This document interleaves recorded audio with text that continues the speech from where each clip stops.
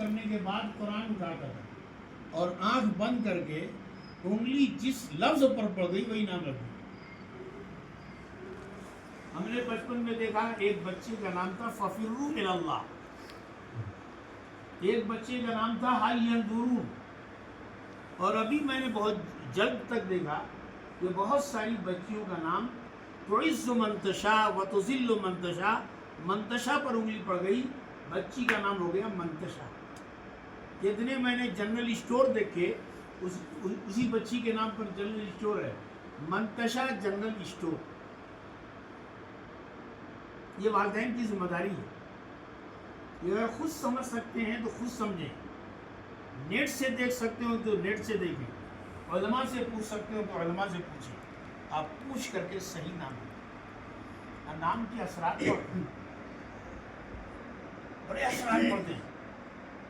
امام ابو حنیفہ رحمۃ اللہ علیہ کا ایک پڑوسی تھا، بڑا غالی شیعہ، اس نے 2 گدھے خریدے اور ایک کا نام علیاذ باللہ حضرت ابو بکر رکھا، حضرت تو میں کہہ رہا ہوں، اس نے کہا حضرت رکھا ہوا، ایک کا نام حضرت عمر رکھا۔ 2-4 دن کے اندر معلوم ہوا کہ ایک گدھے نے ایسی لات ماری کہ مر گیا۔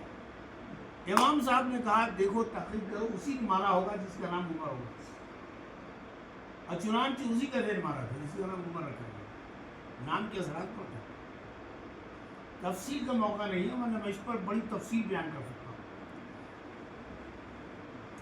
دوسری چیز جو ہے وہ ہے عقیدے کی حفاظت۔ اس کو تعلیم و تربیت کہا گیا ہے، لیکن تعلیم و تربیت کا یہ مطلب نہیں ہے انجینئر بنانا، ڈاکٹر بنانا، مولوی بنانا، مفسر بنانا، محدث بنانا، یہ مطلب نہیں۔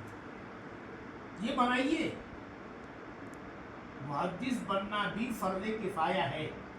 فرض کفایہ مانے اتنے لوگ بن جائیں جس سے امت کی ضرورت پوری ہو، سب کا بننا ضروری ہے۔ جتنے محدث کی ضرورت ہو ملک و ملت کو، اتنے محدث ہوں، اتنے مفسر ہوں، اتنے مفتی ہوں، اتنے عالم ہوں، اتنے امام ہوں، اتنے مؤذن ہوں، اتنے ہی ڈاکٹر بھی ہوں، اتنے انجینئر بھی ہوں، جتنے کہ ملک و ملت کو ضرورت ہے۔ لیکن یہ جو ذمہ داری ہے والدین کی وہ یہ نہیں ہے۔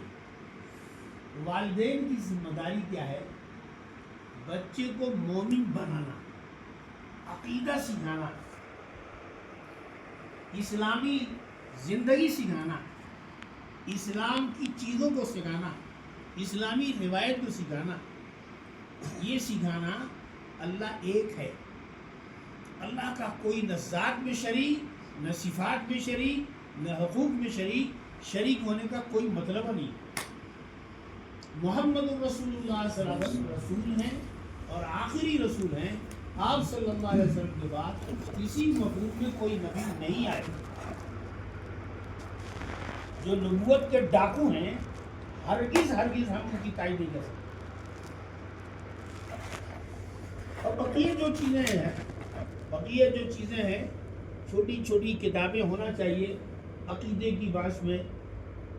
پرانے زمانے میں ایک کتاب پڑھی جاتی تھی بہشتی دیور، اس میں عقیدوں کا بیان ہے، تو اس میں اس زمانے میں سکھایا جاتا تھا کہ ایک سچے پکے مسلمان کو 49 چیزوں پر یقین رکھنا ضروری ہے۔ مثلا تقدیر پر ایمان ہو، جنت پر ایمان ہو، دوزخ پر ایمان ہو، فرشتوں کے وجود پر ایمان ہو، وغیرہ وغیرہ، ہر چیز پر ایمان۔ یہ ایمان کی ذمہ داری۔ تو یہ جو ہے واقعہ یہ ہے کہ ایمان و عقیدے کی حفاظت کے بعد پہلا عمل ہے نماز کی پابندی، نماز کا اہتمام۔ عجیب غریب بات یہ ہے کہ ہمارے بچے اگر گھر کا کام نہیں کرتے ہیں تو ہم خفا ہوتے ہیں، ہم انہیں دھمکی دیتے ہیں، ہمیں بعض مرتبہ گھر سے نکال دیتے ہیں، لیکن بچہ بلا تکلف نماز نہیں پڑھتا، بلا وجہ نہیں نماز پڑھتا، اور ہم ناراضگی کا اظہار نہیں کرتے۔ حقیقت یہ ہے کہ یہ شروع سے پہلے بچے کے ذہن میں ڈالنا چاہیے، بچپن میں ذہن میں ڈالنا چاہیے بلکہ میں تو یہاں تک کہتا ہوں کہ گھر کے اندر یعنی ایک مصلی رہے، ایک جگہ متعین رہے نماز پڑھنے کی۔ اللہ کے رسول صلی اللہ علیہ وسلم نے فرمایا اپنے گھروں کو قبرستان کی طرح مت بناؤ کہ جیسے قبرستان میں نماز نہیں پڑھی جاتی تمہارے گھر میں نماز نہ پڑھی جائے۔ گھر میں سنت پڑھا کرو، نفل پڑھا کرو۔ بہت بچپن میں ہم نے سنا تھا کہ ہماری فقہ کی کتابوں میں لکھا ہے کہ فجر کی سنت بطور خاص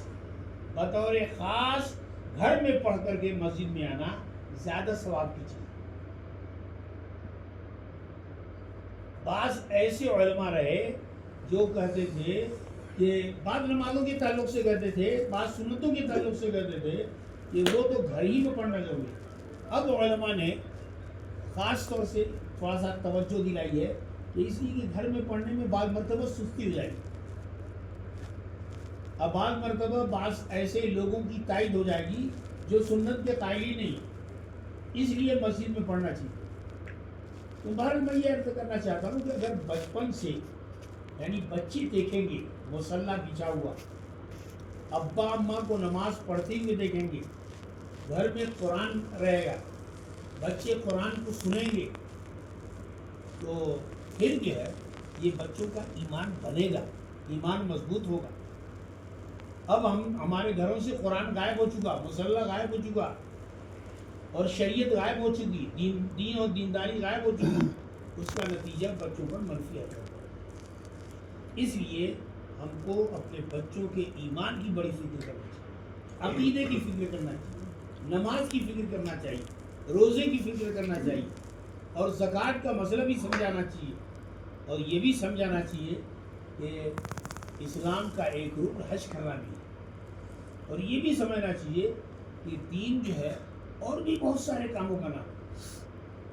جیسے نماز فرض ہے، میں مسجد میں بیٹھ کے ایک بات بتاتا ہوں، شاید پتہ نہیں آپ نے سنا نہیں سنا، لیکن میں بتانا چاہتا ہوں، اگر کہیں تو میں قسم کھا کے بات کرتا ہوں کہ جیسے نمازیں فرض ہیں، 5 وقت کی نماز فرض ہے، بالکل اسی طریقے سے تمام وارثین کو وراثت میں ان کا حق دینا بھی فرض ہے۔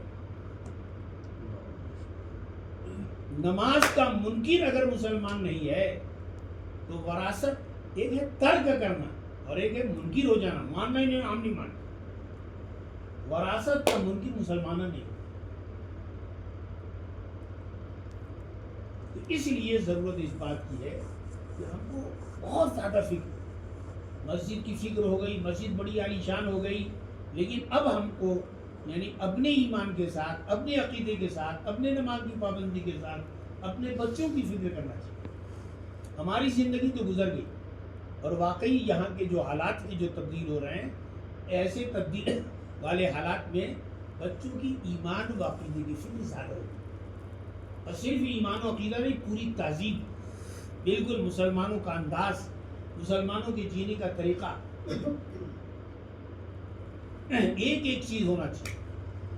اللہ رب العزت ان مختصر سی جو گزارشات تھی جو موقع کے اعتبار سے ذہن میں آئی میں نے عرض کر دی، اللہ رب العزت کہنے سننے زیادہ عمل کی توفیق عطا فرمائے۔